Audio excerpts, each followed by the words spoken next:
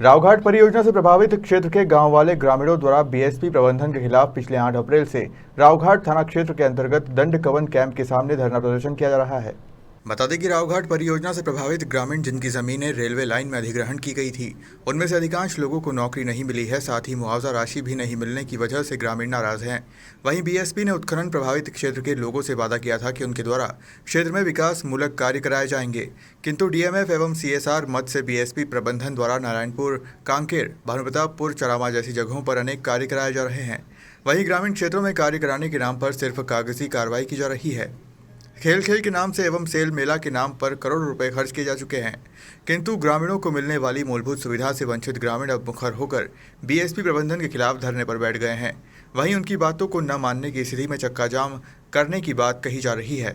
बुधवार को ग्रामीणों ने अंतागढ़ के तहसीलदार को ज्ञापन सौंपा, साथ ही विषयों की जानकारी दी एवं उनकी मांगों को पूरा नहीं किए जाने तक धरना प्रदर्शन बंद नहीं करने की बात की है।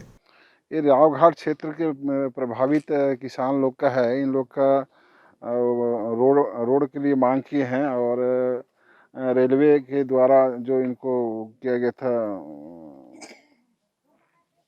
उस हिसाब से एक परिवार के प्रभावित परिवार के एक सदस्य को नौकरी देने के लिए इस टाइप का मांग पत्र कलेक्टर महोदय के नाम से लिखे हैं, जिसको मैंने आज अभी प्राप्त किया और कलेक्टर महोदय को प्रेषित कर दूंगा। सर, ये भारी वाहनों के रोक के लिए पिछले बार एसडीएम साहब ने लिख के दिया था कि जब तक ये सड़क चौड़ीकरण नहीं होगी, यहाँ पे भारी वाहनों को चलने नहीं दिया जाएगा जो माइनिंग से चलती हैं। तो वो फिर से शुरू हो गई हैं, उसका विरोध कर रहे हैं भी ग्रामीण सर। इस संबंध में खैर मेरे को मालूम नहीं है कि एसडीएम साहब लिख के दिए थे बोल करके, इस संबंध मालूम नहीं है। छत्तीसगढ़ राज्य निर्माण को लगभग 23 वर्ष हो गए हैं। जब छत्तीसगढ़ राज्य निर्माण हुआ था तो उस समय कांग्रेस ने 3 साल राज किए। कांग्रेस के शासन जाने के बाद 15 साल तक भारतीय जनता पार्टी ने सत्ता की कमान संभाली। उसके बाद इस चुनाव में कांग्रेस विगत 4 साल से यहाँ पे सत्ता चला रही है। विडंबना ये है कि खनन प्रभावित जो रावघाट क्षेत्र है, रावघाट से लौह अयस्क जो निकलता है, वहाँ के लोगों को जो मूलभूत सुविधाएं हैं और जो मूलभूत उनकी ज़रूरतें हैं, उनको दरकिनार करके माइंस प्रबंधन, रावघाट माइंस प्रबंधन, बीएसपी माइन प्रबंधन या सेल को हम माने, वो सिर्फ अपना फायदा देख रहा है। आप इसका अनुमान इसी से लगा सकते हैं।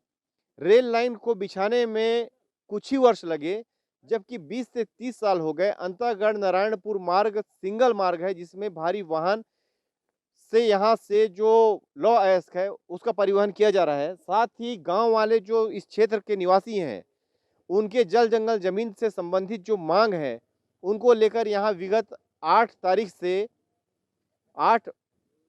से यहाँ पे धरना प्रदर्शन किया जा रहा है। हम यहाँ के जो गांव वाले हैं, ग्रामीण हैं, उनसे बात करते हैं, जानते हैं कि इनकी मांगे क्या हैं और किन किन मांगों को और मुद्दों को लेकर ये धरना प्रदर्शन कर रहे हैं।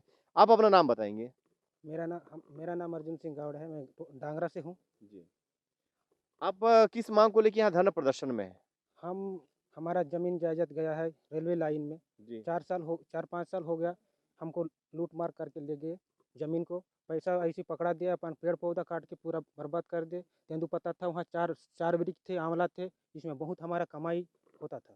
तो आपको जो आपके परिवार से किसी को नौकरी वगैरह मिली क्या? हमको नौकरी देंगे बोले, आज तक नौकरी भी नहीं दी है। अब आप समझ सकते हैं, प्रबंधन जो माइंस प्रबंधन है, सेल है, बीएसपी है, उसके द्वारा जिनकी ज़मीनें अधिग्रहण की गई थी, उनको नौकरी देने का वादा किया गया था और जो उनको नुकसान हुआ है उसकी भरपाई के संबंध में इनसे वादे किए गए थे, किंतु वो सब यहाँ पे आप ज़मीनी हकीकत में यहाँ पे जो देख रहे हैं, आप इनको देख सकते हैं और समझ सकते हैं कि इनके वादों को आज तक पूरा नहीं किया गया है। जबकि रेल लाइन रावघाट तक आ गई है और इस सड़क की मांग लगातार होती रही है, जिसमें सिंगल रोड है, करीब-करीब 12 फीट की सड़क है। इसमें भारी वाहन जिससे लौह अयस्क परिवहन किया जाता है, रात के समय भी किया जाता है, कई दुर्घटनाएं हुई हैं। सड़क बनाने के संबंध में बजट के बारे में कई बार हुआ, किंतु हमने जानकारी ली है तो प्रशासकीय स्वीकृति न मिलने की वजह से इस कार्य में भी अभी काफ़ी समय लगेगा। आप ये बताइए, आप लोग धरना 8 तारीख से दे रहे हैं, यदि आप लोगों की मांग पूरी नहीं होती है तो हम लोगों का तो बहुत सारा मांग है। कुछ मांगे कि ये नहीं आप? माइंस का भी मांग है। जैसे माइंस अभी खोल दिए हैं, इसका आज तक हम लोग ना ग्राम सभा कोई या हमारे गांव वालों को पूछे हैं, ना यहाँ कोई ग्राम सभा किए हुआ है। बिना अनुमति के वो लोग चालू कर दिए हैं। हम्म। इससे हम लोग बिल्कुल एकदम हम लोग विरोध करते हैं।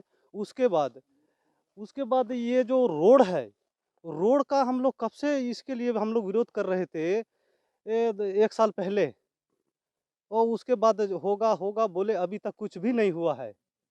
और बहुत सारे यहाँ से मुद्दे हैं हमारे रावगढ़ क्षेत्र में, बीएसपी हमको मतलब कभी भी पूरा नहीं किया है। कुल मिला के ये कहा जा सकता है कि हाँ। खनन प्रभावित क्षेत्र है, एक 5वीं अनुसूची क्षेत्र माना जाता है। यहाँ पे ग्राम सभा के प्रस्ताव के बिना, ग्राम सभा की अनुमति के बिना खनन कोई भी कंपनी हो, चाहे वो किसी भी बड़ी कंपनी हो या शासकीय हो, अर्धशासकीय हो, किसी भी कोई भी कंपनी हो, वो खनन कार्य नहीं कर सकती जब तक ग्राम सभा का प्रस्ताव में ग्राम सभा प्रस्ताव न दे, ग्राम सभा इजाजत न दे। 5वीं अनुसूची क्षेत्र में जो जल जंगल जमीन है उसमें यहाँ के लोगों का अधिकार माना गया है। बावजूद इसके यहाँ के लोगों से के अनुमति के बिना इनके जंगलों को काटा जा रहा है, बेतहाशा लकड़ियाँ यहाँ से ले जाई जा रही हैं और इनको उसके बदले कुछ नहीं मिल रहा है। आपको हमने एक बार फिर से कहा था कि सड़क बनने में पिछले 23 साल में इस सड़क को नहीं बनाया गया, जबकि लौह अयस्क परिवहन करने के लिए कुछ ही सालों में, 5 से 7 सालों में रेल लाइन को बिछा दिया गया।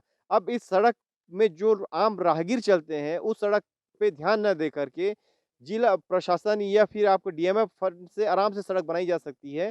बावजूद इसके लोगों की जो मूलभूत ज़रूरतें हैं, उनको दरकिनार करके इनका कुल मिला के शोषण किया जा रहा है। इन ग्रामीणों की ऐसी सोच है, इसी वजह से ये धरना में बैठे हैं। यहाँ पे देखना होगा कि आगे इनकी क्या रणनीति होती है और ये इस प्रदर्शन को कितने दिनों तक आगे बढ़ाते हैं। मैं कैमरा पर्सन विजय के साथ जावेद खान।